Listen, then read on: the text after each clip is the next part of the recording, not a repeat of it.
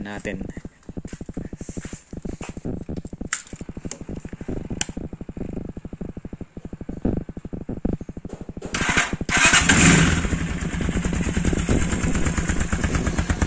So ito yung tunog niya pagka naka-idle. Yan. Up, namatay.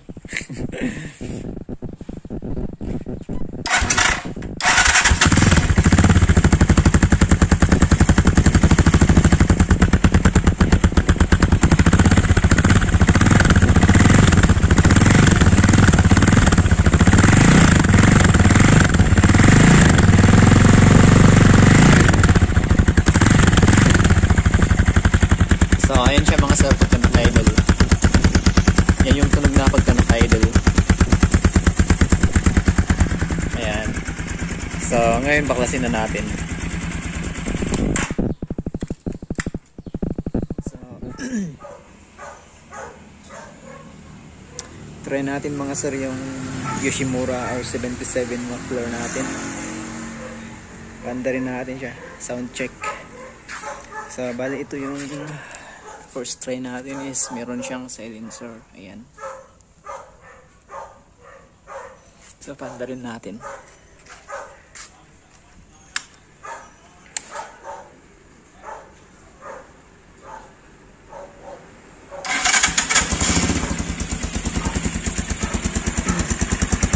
So bali ito siya mga sir pagka naka-idle. So buo yung tunog niya mga sir. So i-rev natin konti.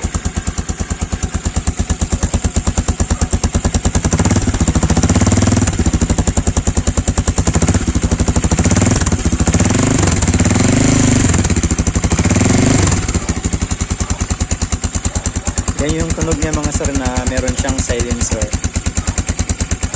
So ngayon naman susubukan natin yung walang silencer, yung naka-open pipe. So tanggalin natin yung silencer niya.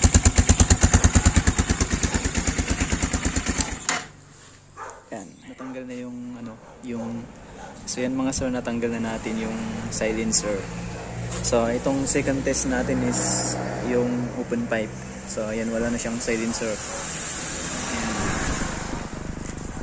So panda rin natin.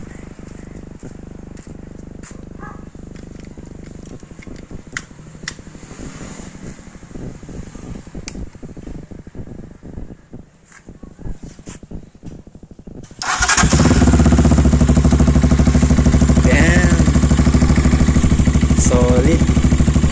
Napakaganda ng tunog niya mga sir. Sulit na sulit. Buong buo.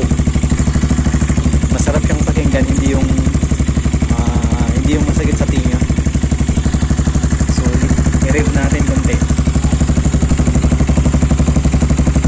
So bali ito yung mga sir pala is ito yung idol niya.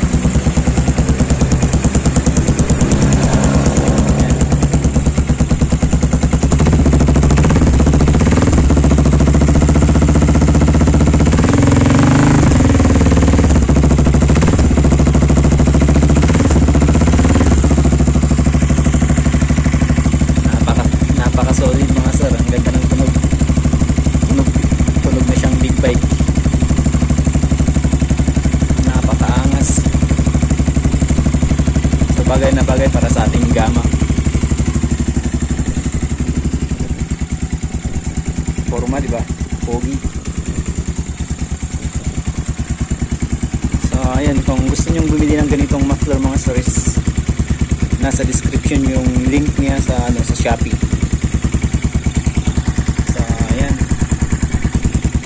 Na yung tunog. So ayan mga sir, yung tunog ng Yoshimura R77 muffler. Meron siyang sticker nilalagay sana dito pero hindi ko na nilagay.